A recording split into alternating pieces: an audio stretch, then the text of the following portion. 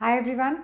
So what we are starting with is now retained earning. This is one of the source of finance.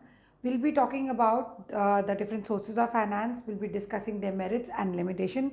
So first thing we start is with retained earnings. See what happens is every time whenever a company earns a profit, it does not declare dividend to the shareholders. Sometimes what the company does is it retains the profit, it keeps the profit for reinvestment purpose. So the moment the company keeps the profit for reinvestment purpose, it is known as retained earnings, it is known as plowing back of profit, it is known as self-financing, and this is what we are going to discuss today. Retained earning, a company does not distribute all its earnings amongst the shareholders as dividend. A portion of net earnings may be retained in the business for use in the future. This is known as retained earnings. So this is the definition for retained earning. Other name is self-financing or plowing back of profit. Of course, it is a source of internal finance. There are some factors which affect the retained earning. First is net profit. So if you have more net profit, what do you do? If you have more or you have less. If you have more profit, you retain some of it, and if you have less, then you can't retain. You know it very well. Dividend policy. If you have, whether you have a liberal dividend policy or you have a strict dividend policy. If you have a liberal dividend policy and you're declaring dividend to shareholders every year, you can't retain. But if you have a strict dividend policy, then what you do is you retain some and you declare some. So that's how you work.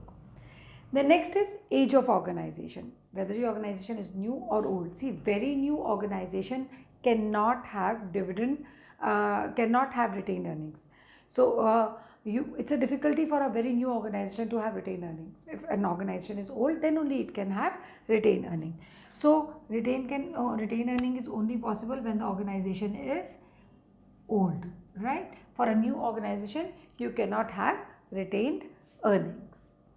Next comes the profit. So after discussing definition, the other name, as well as factors affecting retained earning, we come to the merits of retained earning. After discussing all the three things, definition, factors and the other name, we come to the merits. The first merit is it is a permanent source of finance. Of course, yes, your own money, you keep it the way you want it. So it's there in your organization for a very long time. It does not involve any explicit cost, any extra cost in form of dividend, interest, flotation cost, because it's your own money. You don't have to, like, you're not borrowing from anyone that you have to pay interest on it. There is no kharcha of raising the funds, and as well as there is no dividend to be declared at that moment. Why? Because you're retaining the money. So when you're retaining it, it's your own money, and when you reuse it, there's a greater deal of operational freedom and flexibility as the funds are generated internally. So that's your wish how you use it, whether it's you want to waste the money or you want to reuse it, or you want to reutilize it. That's your choice. You want to expand, you want to modernize, whatever you want to do, that's your own money. It enhances the capacity of the business to absorb unexpected losses. So all of a sudden you have losses. What do? You take out your own buffer. This retained earning is like a buffer. You take out your buffer, you take out that money and use it in the business. It may lead to increase in market price of the equity share. See, when you don't borrow from outside, when you don't borrow any money from outside, you use your own money, you reinvest, you expand your business.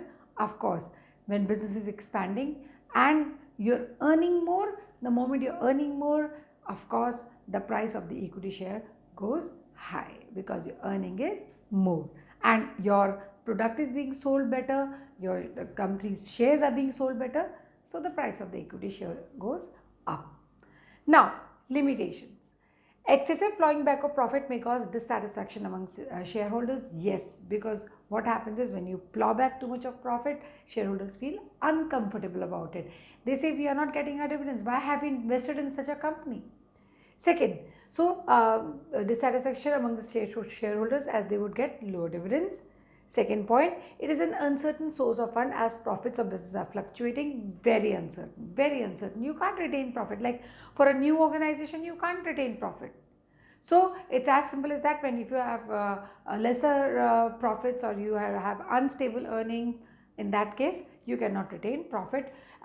Sometimes you have a policy that you have to declare stable dividend to the shareholders. At that time you can't retain. So there are many things. Stable dividend means that you fix a percentage of dividend which you have to declare to the shareholders, and supposedly that year you have less profit, still you have to declare that much of dividend. So what happens is that you don't have enough money to retain. So that many uncertainties are there, business risks is there, and then there's a risk of operating risk is there of doing business. Then there are so many risks, like if you are dealing with computers, or if you're dealing with laptops or mobile phones, then that kind of a risk, that is change in taste, fashion, technology, not many uncertainties, because of which your profit may go down, so it may affect your business, it may affect your retained earnings. The opportunity cost associated with these funds is not recognized by many firms. This may lead to suboptimal use of funds. Yes, it leads to suboptimal use of funds. Why? Because what is the opportunity cost? When you forego a cost because of something else, like for example, you have the opportunity cost. Retained earning is kind of an opportunity cost for you, but it is that money is not usually used by business in the right kind of prospects. Why? What happens?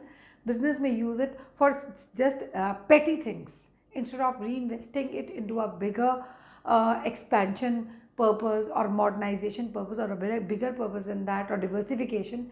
It uses it for day-to-day chores, and that becomes a big demerit for any kind of business. So the opportunity cost associated is not fully taken care of with the retained earnings.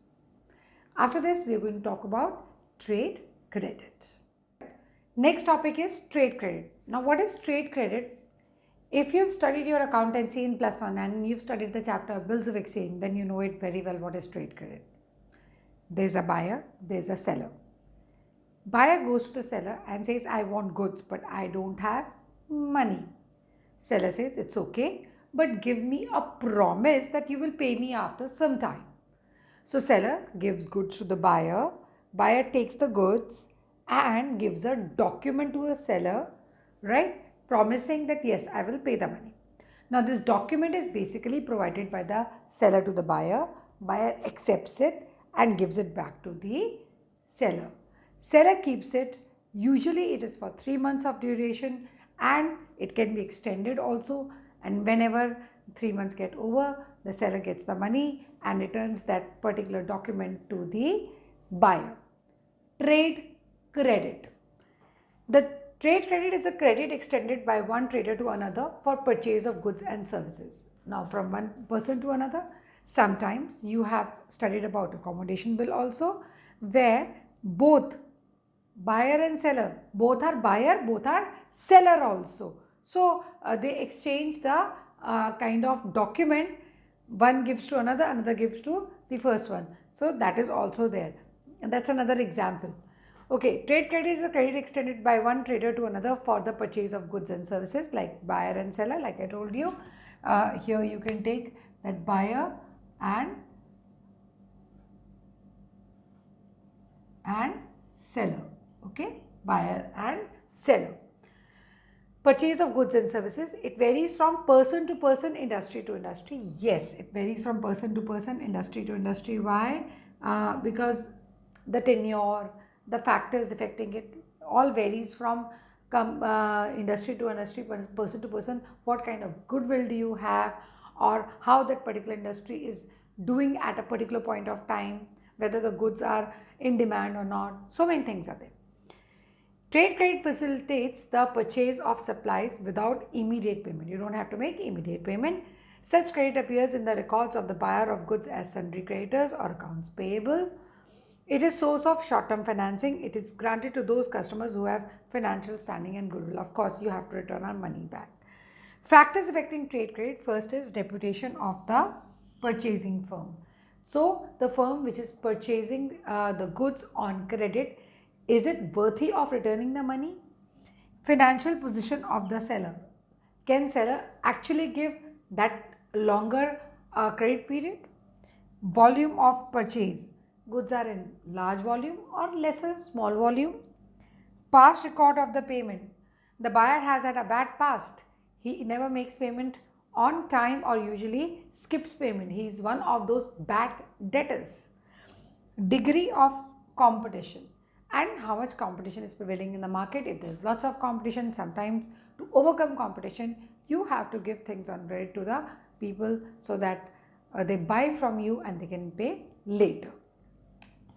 Merits of trade credit. It is a convenient and continuous source of fund. Yeah, it is a convenient. Why? Because it's easily available, continuous whenever you want it. Second, trade credit may be readily available in case creditworthiness of the customer is known to seller. Yes, if the buyer is known, seller can give credit for some time. Yes, why not? Third, trade credit needs to promote sales of the organization. Yes, it does. You know how it promotes sales of the organization. See, it's very simple funda. You give something on credit, people buy it. When you tell them that you buy today and pay later, people love to buy such things. So this is where the sales volume increase. If an organization wants to increase inventory level in order to meet expected rise in the sales volume in the future, business may use trade credit. Of course, yes. So you know that you need to keep some inventory, some stock. So what you do is you buy on credit, keep the stock ready, and later on you can sell it whenever it is required. So that way, yes, you want to increase your stock level, you can keep things ready by taking goods or raw material on credit. It does not create any charge on the assets of the firm while providing funds. No mortgage, you don't have to provide any collateral or any security. Demerit. Availability of easy and flexible trade credit facilities may induce a firm to indulge in overtrading. It's with us also. Whenever somebody gives us goods on credit, what do we end up doing? We end up buying more from that particular person. So same thing, when you get too much of credit facilities, you tend to buy more. Only limited amount of funds can be generated through trade credit.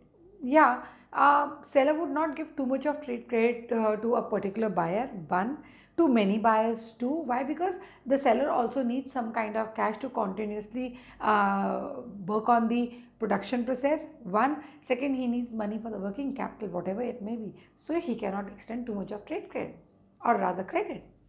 It is a costly source of fund in comparison to other sources.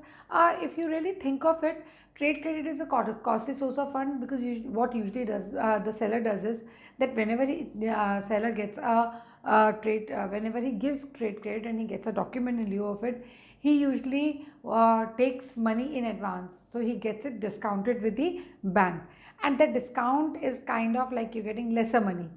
So for your own money, you have to like pay to somebody else and tell him to make an advance payment. That way it becomes costly. Sometimes it gets dishonored, and then you have to that buyer has to pay interest. So that way, and this we are talking from the seller's point of view, we're talking from the business point of view. So in totality, it's a costly source of finance. Why?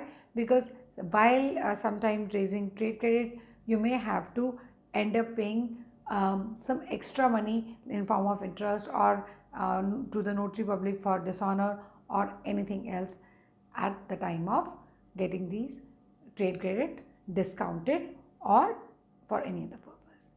So yes, in comparison, you can't call it every time a costly source of but when you compare it with retained earning, it's costly. When you compare it with public deposit, kind of costly, right? Next we come to is public deposits. The next source of finance we are talking about is public deposit. When a firm raises funds directly from public, it is known as public deposit. All the firm has to do is share a prescribed form. That form is filled in by the public, and the company issues a receipt, an acknowledgement of debt to the general public that yes, we owe you that much of money. Let's say, ma'am, why not go for just simply equity shares or the debentures or any other form of securities in the, we can go in for bonds also, we can do anything like that. But yes, public deposit is another source of finance which is medium and short term, so it's very beneficiary. It has a benefit to the depositor as well as to the company. So this type of source of finance is also preferred. The deposit that are raised by the organization directly from the public is known as public deposit. The rate of interest offered on public deposit is usually higher than that offered on bank deposit. We're talking about other deposit which is given by bank and public deposit. So for a general person, when he deposits money into the bank, the rate of interest received by him is comparatively less to what we get in the public deposit from the companies or the firms. Now, process of public deposit. First of all, you have to fill up a prescribed form. The organization in return issues a deposit receipt as acknowledgement of debt. Exactly, this is what I told just now. It is for medium and short term financial requirement, just now told the same thing. Public deposits are beneficiary to both a depositor as well as organizer. Now, depositors get high rate of interest than offered by banks. Why would public otherwise put money into public deposit? Why? Because they're getting higher return than what they're getting in the banks. The cost of deposit to the company is less than the cost of borrowing from banks. Now, when the company also borrows from the bank, the borrowing rate of interest is also higher there. So, both the ways the company also benefits and the people who buy the public deposit or who take the public deposit, who get the public deposit from the firm also benefit. So, here the depositors are getting higher rate of interest and here the company pays lesser rate of interest on borrowings from banks. So when comparatively, cost of borrowing from banks is much more expensive than raising the public deposits. The tenure is up to 3 years and it is regulated by the Reserve Bank of India. So it's very, very authenticated source of finance. What are the merits for public deposit? The procedure for obtaining deposit is simple and does not contain restrictive conditions. Yes, like when you borrow from banks and financial institutions, they put some kind of restrictive clauses. Public deposit has no such kind of restrictive clauses. Cost of public deposit is generally lower than that of borrowing from the banks and financial institutions. Just now discussed that the cost of or the rate of interest on public deposit is comparatively lower than what you borrow from the banks come out to be. Public deposit do not create any charge on the assets of the company, so nothing is to be mortgaged. You don't have to mortgage as a business firm. You don't have to mortgage anything. You get just simply you can get the public deposit by issuing the form. The control is not diluted as depositors have no voting rights like equity shareholders who have voting rights. The public deposit people do not have any voting rights like that of debenture holders. Like debenture holders do not have any voting rights. Public deposit holders also do not have any kind of voting rights. They have no voting rights means what? The control is not diluted. It is in the hands of the equity shareholders purely. Demerits. New companies find difficult to raise funds through public deposit. Why? Because their reputation is or their goodwill is not so known to the general public, so it may be difficult in raising funds. Second, it is an unreliable source of finance as public may not respond when company needs money. Yes, you are issuing your public deposit, people are not interested. Like at this time of pandemic, people may not be interested in buying the public deposit. So it becomes a difficult and unreliable source of finance. Collection of public deposit sometimes proves difficult when the size of deposit is large. So when a very huge sum of money is to be raised, public deposit poses a threat. You cannot raise that large sum of money. So we've just finished off with the 3 things. First we did retained earnings, second we did trade credit, third we did public deposits. We'll be talking about few more things, few more sources in the next video. Till then, bye-bye.